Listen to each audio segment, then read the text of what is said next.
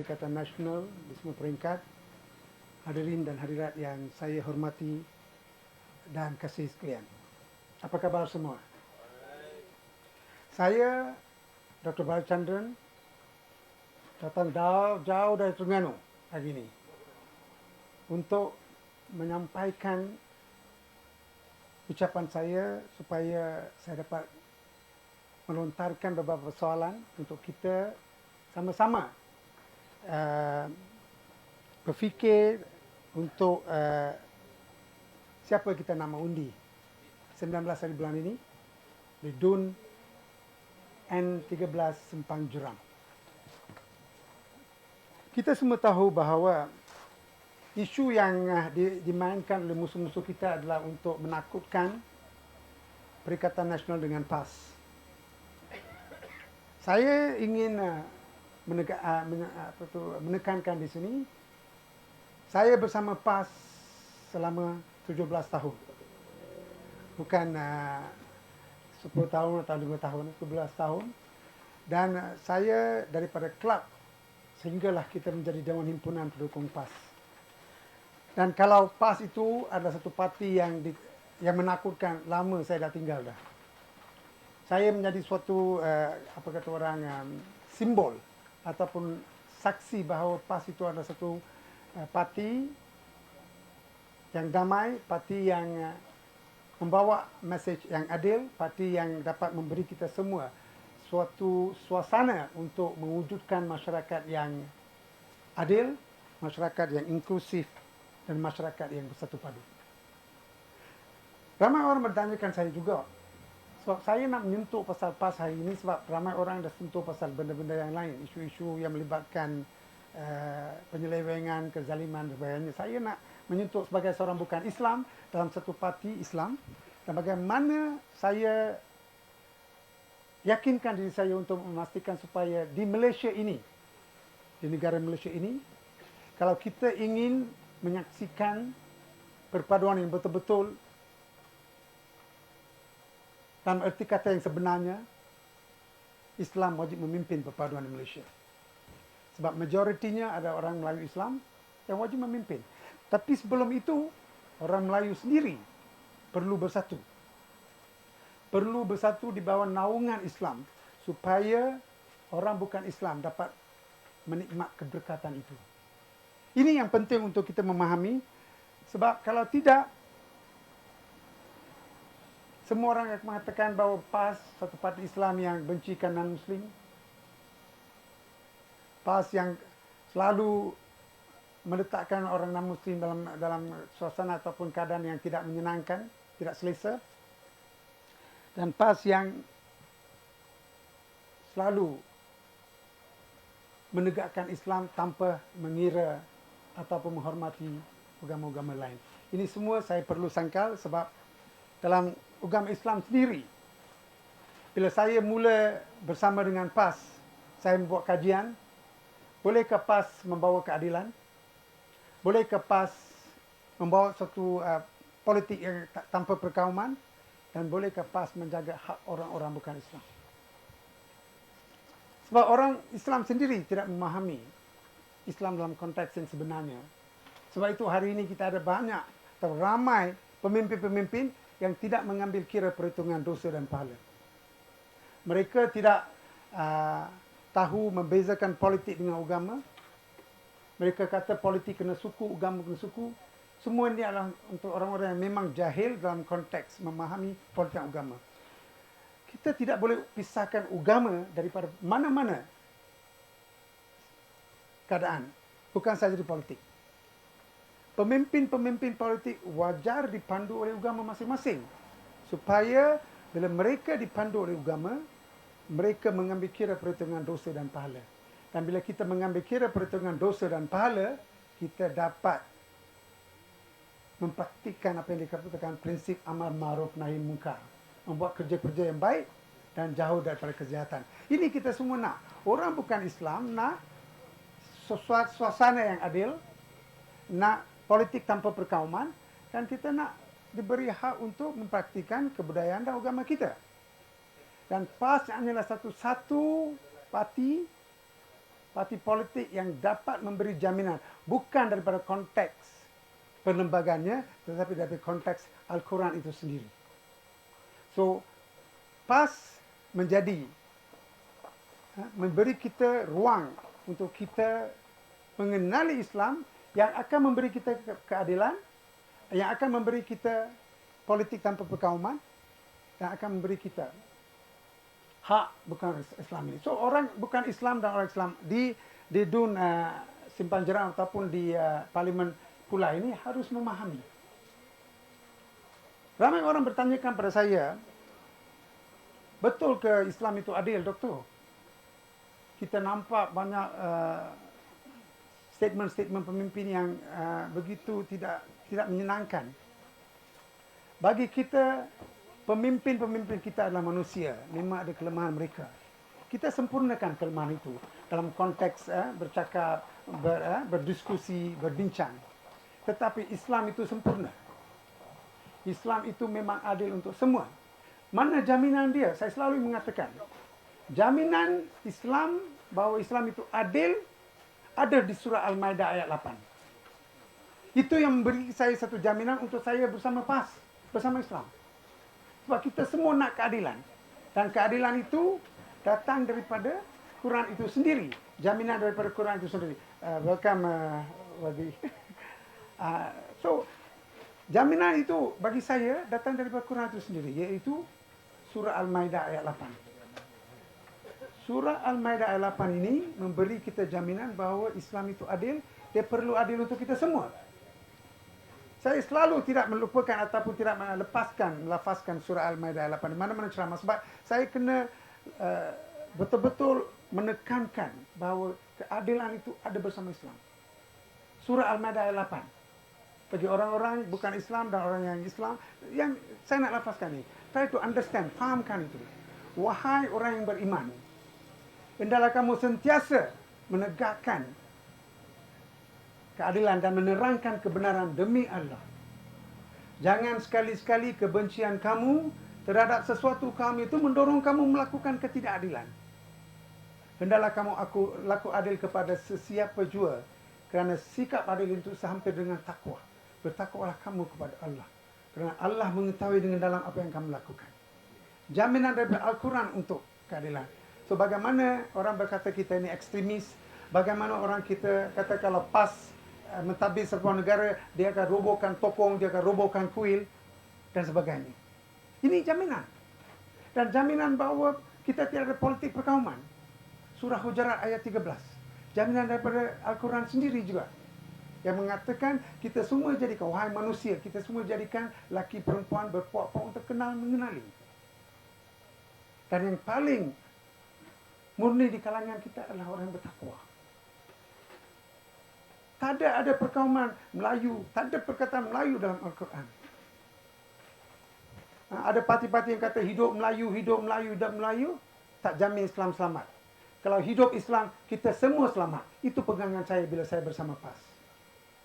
Ini penting untuk kita memahami. Kalau tidak, hidup Melayu, India, China semua mati belaka nanti. Ini masalah kita hari ini.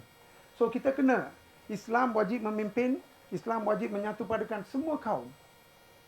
Khususnya orang Melayu sendiri, supaya mereka dapat memimpin sebuah negara yang berteraskan pada perpaduan, yang mewujudkan masyarakat yang adil, inklusif dan satu padu. Ini penting untuk kita. Sebab itu kita perlu memilih siapa. Hari ini kita tengok PH dengan BN. Kilang hala tuju, kilang objektif. Keadilan ditubuhkan untuk meranapkan dan menghancurkan UMNO. UMNO ditubuh untuk menjaga bangsa Melayu dan menghancurkan Pakatan Harapan. Hari ini kedua-dua yang ingin menghancur sendiri bergabung. Perlukah memilih parti sedemikian? Hancur negara kita hari ini. Ramai orang mengatakan dia gunakan satu saja. Dia kata perikatan itu ada PAS di ekstrim. Memperkasakan agama seseorang itu tidak menjadikan seseorang itu ekstrim. Ekstrim itu bila dia menghadkan hak orang bukan Islam.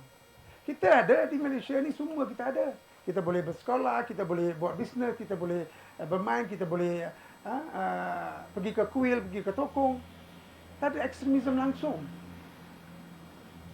Tetapi media, musuh kita memainkan peranan itu. Sebab itu penting untuk kita memahami bahawa kita perlu fikir bila kita pergi mengundi. Sekarang politik ini bercelaru. Politik yang betul-betul perlukan kita berfikir. Doa sebelum kita membuat pilihan. Kita perlu doa supaya Tuhan menunjuk kita siapa untuk kita memilih. Satu masa dulu kita reformasi, hari ini semua tak ada lah reformasi. Apa yang berlaku terbalik. Hari ini kita nampak suasana politik lebih teruk daripada UMNO. Ini masalah hari ini. Orang ramai percaya bahawa bila PMX mentadbir negara, dia akan buat reforms, dia akan buat reformasi. Tapi semua terbalik. No Anwar, no DAP sudah jadi kawan baik. Penyangga, penyamun, semua sudah jadi kawan baik. So, kita perlu duduk dan fikir. Orang Melayu mesti berubah. Orang Melayu have to change. Orang Melayu kena duduk dan fikir. Doa kepada Allah Subhanahu Wa Taala supaya memberi kita jalan untuk mewujudkan sebuah Malaysia di bawah naungan Islam. Supaya kita semua rasa selamat. Ini penting untuk kita memahami itu. Dan kita juga memastikan bahawa perpaduan yang dibawa oleh Islam disirami dengan kasih dan sayang. Kita perlu ranapkan kebencian dengan kasih dan sayang. Ini penting. Tak perlu kita nak benci orang. Biar PMX buat apa yang dia buat. Semua yang berlaku hari ini ada hikmah dia. Hari ini kita nampak Zahid dilepaskan. Hikmah dia juga. Semua ada hikmah. So kita teruskan kerja kita. Memberi khidmat yang baik pada rakyat. Kita bersama. Welcome Tan Sri. Aduh. Welcome Tan Sri. So ini kita kena perlu. Kita perlu memastikan supaya kita meranapkan Islamofobia ini. Islamofobia lah yang tidak memberi orang bukan Islam ini bersama dengan Perikatan Nasional. Hanya 11 hingga 12% orang bukan Islam bersama Perikatan Nasional. Kita perlu meranapkan. Kita perlu menyebarkan kasih sayang. Kita perlu memastikan PN menjadi relevan kepada orang Islam, orang Melayu untuk mewujudkan satu Malaysia yang diberkati dan sejahtera. Dan kita perlu juga memastikan Islam, PN di bawah naungan Islam itu membawa keberkatan dan kesejahteraan untuk kita semua. Kita perlu memahami bahawa rasuah menjadi masalah besar negara kita hari ini. Kepada parti-parti selain daripada Perikatan Nasional ini, rasuah dah jadi harus dah. Tidak ada dosa. Semua harus belaka. Tetapi hadits yang diriwayatkan oleh Al-Tirmizi, penerima dan pemberi rasuah akan dihumban ke dalam neraka itu. Orang kena memahami. Kita bersubahat, kita pun pergi. Ramai orang fikir kita tak mati hari ini. Itu masalah hari ini kita. Apa kita buat, kita kena ingat. Kita kena jawab di akhirat nanti. Siapa yang kita memilih, kita akan jawab juga. Orang Melayu kena bersatu. Dan PN adalah satu-satunya landasan yang dapat menyatu padukan orang Melayu. Dan bila orang Melayu bersatu di bawah naungan Islam, kita orang bukan Islam pun rasa selamat. Ini penting untuk memahami that concept. Dan kita percaya bahawa kita ini mesti yakin dengan Tuhan. Ada masa dulu bila kita tidak terima royalty daripada Anwar Ibrahim sampai hari ini. Dia kata, Dr. Bala boleh ke Terengganu? Boleh ke Terengganu hidup ni?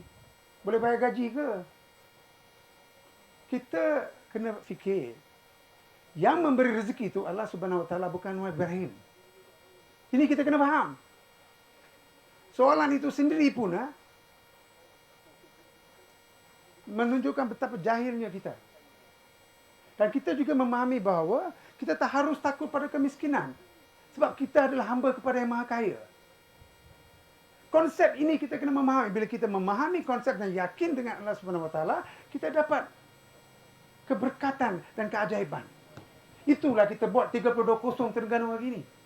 Itu keajaiban tak pernah berlaku. Sebab kita bersama-sama dengan pemimpin-pemimpin yang mengambil kira perhitungan dosa dan pahala. Sebab itu saya sebagai seorang bukan Islam rasa selamat.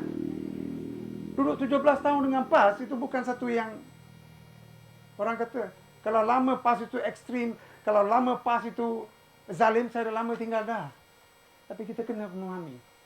Kita kena memahami bahawa di Malaysia, sekali lagi saya nak katakan, 65% orang Islam wajib memimpin perpaduan. Perpaduan yang berkati, perpaduan yang kita diserami dengan kasih dan sayang.